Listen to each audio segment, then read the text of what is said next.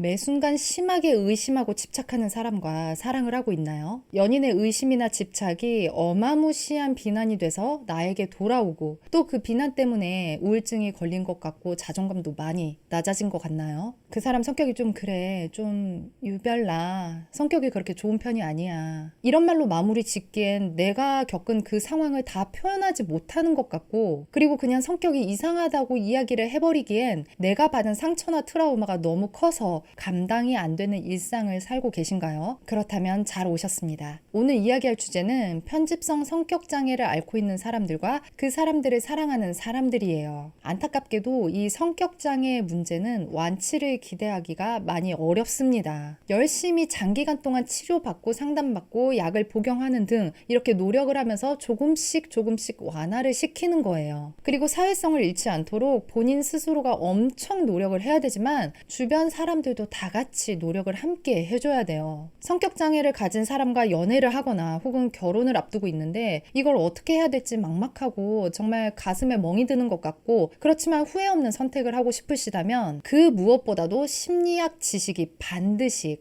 꼭 필요해요. 그냥 일반적인 연애 상담, 고민 상담, 이혼 상담, 변호사 상담 이런 걸로 해결될 수 있는 문제가 아닙니다. 지금부터는 심리학적 지식, 치료, 상담이 반드시 꼭 필요한 상황이 된 거예요. 이 편집성 성격장애의 대표적인 키워드는 의심과 비난이에요. 타인에 대해서 끝없이 불신하고 의심하고 비난하는 특징을 보입니다. 그런데 이 의심이 근거가 있는 의심이 아니에요. 보통 사람들은 뭔가 냄새가 나거나 의심을 할 만한 뭔가를 잡았거나 이럴 때 의심을 시작하게 되거든요. 그런데 편집성 성격장애는 그 근거가 없는데 의심을 시작합니다. 이 편집성은 불안도가 매우 높은 사람들이에요. 너무너무 항상 불안하고 불안도가 너무너무 높으니까 주변 상황을 끝없이 의심을 하는 겁니다. 그런데 이거를 옆에서 당하고 있는 사람은 정말 매사 억울하고 너무 분통이 터지고 죽을 만큼 괴로운 거죠. 근데 이걸 또 반대로 이야기하면 매사 이렇게 의심을 하는 편집성 성격장애 당사자 본인도 인생이 너무너무 괴롭다는 겁니다. 제가 실화를 하나 말씀드릴게요. A양과 B양이 있는데 이 둘은 소개팅에서 만난 지 1년 만에 결혼을 하게 됩니다. 그런데 결혼 후에 B군의 성격이 너무 이상하게 바뀌는 거예요. 원래도 성격이 그렇게 좋은 편은 아니었는데 결혼 후에 갑자기 너무 이상한 행동들을 많이 하게 되는 거죠. 처음에는 TV에 나오는 연예인들을 비난하고 욕하기 시작했습니다. 근데 이게 나쁜 일을 한 사람들을 비난하는 게 아니라 좋은 일을 한 사람들도 서슴없이 비난을 한다는 거예요. 예를 들어서 연예인 L양이 엄청나게 큰 돈을 기부를 했다, 이런 뉴스가 TV에서 나왔단 말이에요. 그럼 B군이 이렇게 이야기를 하는 거예요. 웃기고 있네. 순수하게 기부를 저렇게 큰 돈을 한다고? 말이 되냐? 저거 뭔가 다 꿍꿍이가 있고 뒷거래를 한 게 있으니까 자기네들이 좋은 일을 하는 것처럼 홍보를 하는 거야. 이렇게 어떤 일들의 이면에는 또 다른 숨겨진 의도들이 많이 있다면서 좋은 일을 한 사람들까지 서슴없이 비난을 하는 겁니다. 근데 이 의심과 비난이 처음에는 TV에 나오는 사람들 그리고 주변 지인 동료들한테 이렇게 하다가 점점 그 화살을 A양한테 돌리기 시작하는 거예요. B군은 A양에게 너는 내 아내이기 때문에 그에 맞게 살아야 되고 그에 맞는 인생을 살았어야 했고 그리고 앞으로도 그런 인생을 살아야 돼 라고 이야기를 하기 시작했습니다. 그러다가 A양이 작은 실수라도 하면 네가 어떻게 나한테 이럴 수가 있어? 벼락 같은 화를 내는 거죠. 이 화가 그냥 심한 정도의 화가 아니라 정말 마른 하늘에 벼락이 내리듯이 엄청 갑자기 생지옥이 펼쳐지듯이 이렇게 화를 내는 거예요. 그러더니 어느 날부터는 A양의 정절을 의심하기 시작합니다. 그때 그 남자랑 잤어 안 잤어? 그래서 그 남자랑은 얼마나 사귀었는데 왜 그걸 기억을 똑바로 못해? 머리가 나쁜가? 이렇게 두 사람이 이어줬던 소개팅 주선자뿐만이 아니라 A양 주변에서 알고 있는 모든 남자들을 들먹이면서 괴롭히기 시작했어요. 새벽 4, 5시에도 자고 있는 A양을 막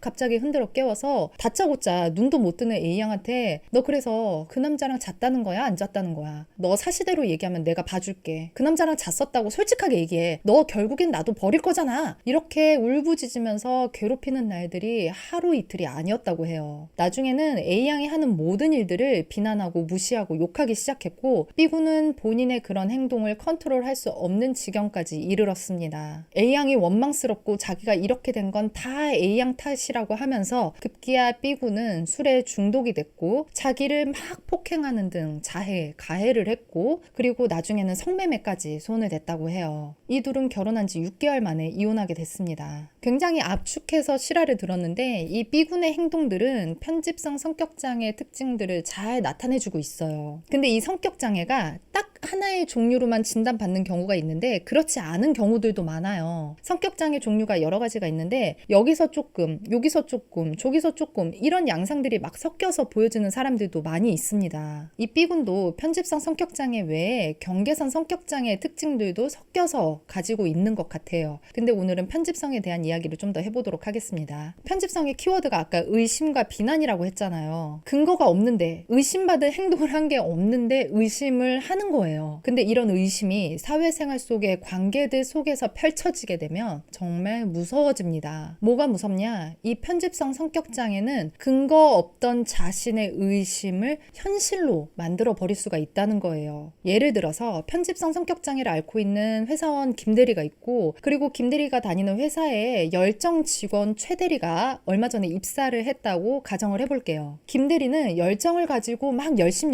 으쌰으쌰 하는 최대리가 못마땅했어요. 의심스러운 거예요. 저 열정적인 저 모습 뒷면에 본래 뭔가 가지고 있는 꿍꿍이가 있을 거다 이런 생각이 드는 거죠. 그러니 김대리는 최대리를 볼 때마다 자기도 모르게 뭔가 싫은 티를 낸다거나 주변 사람들과 험담을 한다거나 이런 행동들을 하게 되는 거죠. 그런데 이런 날들이 계속되면요, 아무리 둔한 사람도 누군가 나를 싫어하고 있다는 걸 눈치를 채요. 최대리도 김대리가 자기를 싫어하고 이상한 소문을 내고 있다는 걸 알게 됐어요. 그러니 그때부터 최대리도 김대리가 불편하고 싫어지게 됩니다. 뭔가 최대리도 자기도 모르게 김대리를 볼 때마다 뭔가 이렇게 표정이 안 좋다거나 슬슬 피한다거나 그런 행동들을 하게 됐을 거란 말이에요. 그런데 이런 행동들을 보이는 최대리를 보고 김대리가 이렇게 이야기를 합니다. 거봐, 내 말 맞았지? 최대리 저거 뭔가 있어. 내가 이상하다고 했잖아. 사실 이 문제는 편집성이 있었던 김대리의 시선과 의심으로 시작이 된 거잖아요. 근데 그 의심을 1차적으로 최대리한테 투사를 합니다. 내가 먼저 저 사람을 싫어한 건데 저 사람이 나를 싫어한다고 생각하는 거예요. 내가 하고 있던 부정적인 생각을 내가 하는 게 아니라 상대가 하고 있다고 생각해버리는 게 투사입니다. 근데 투사가 투사로 끝나지 않는 경우가 많아요. 결국에 최대리가 자기는 잘못한 게 없는데 자신을 험담하는 김대리를 싫어하게 됐잖아요. 김대리는 본래 자신이 먼저 싫어했던 투사의 대상이 결국엔 자신을 싫어하게 만듦으로써 본인이 했던 의심과 불신이 현실이 되게 만들어버린 거죠. 이걸 투사적 동일시라고 이야기를 합니다. 근데 투사적 동일시는 시작한 사람이 자기가 먼저 시작했다고 인지를 하지 못해요. 그리고 마지막으로 아까 A양이 겪었던 부분인데 의부증, 의처증 이런 것도 편집성 성격장애의 일종이에요. 근거가 하나도 없는데도 연인이나 배우자의 정절을 엄청나게 의심하고 비난합니다. 제가 좀 전에 투사적 동일시 이야기를 했잖아요. 편집성 성격장애인 사람이 하도 나의 정절을 의심하고 비난하고 추궁을 하니까 당하는 사람이 그런 적이 없는데도 그래! 나 그렇게 더럽다! 왜? 이제 마음이 편하냐? 됐냐? 네가 생각하고 싶은 대로 마음대로 생각해! 이러면서 확 질러버리면서 이혼하는 사람들이 생기는 거예요. 그런데 이거 편집증인 사람 입장에서는 사랑하는 사람을 끝끝내 더러운 사람으로 만들어버리는 거죠. 그리고 그토록 의심하던 말에 대답을 들었잖아요. 그래! 나 더럽다! 네가 마음대로 생각해! 이렇게 얘기를 들었잖아요. 그러면 거기서 끝나야 되는데 그렇지가 않다는 거예요. 이런 이야기를 들으면 편집성을 가진 분들은 이 시점에서 또 다른 의심과 불신이 또 시작이 되는 거예요. 정말 끝나지 않는 싸움인 거죠. 이거 당하는 사람은 정말 생지옥을 경험하게 되는 겁니다. 근데 사랑하는 사람을 끝까지 의심하고 결국에는 그런 사람을 만들어버리는 편집성 당사자들도 너무너무 괴롭고 비참해지는 겁니다. 성격이 유별난 것을 넘어서서 이제 이 성격장애인 분들을 사랑하고 있다면요, 반드시 성격장애에 대한 지식이 꼭 필요해요. 이런 지식들이 많아도요, 실생활에 적용하는 것 자체가 정말 엄청난 노력과 인내가 필요한 일이거든요. 그래서 무조건 지식을 아는 거는 기본적인 일이에요.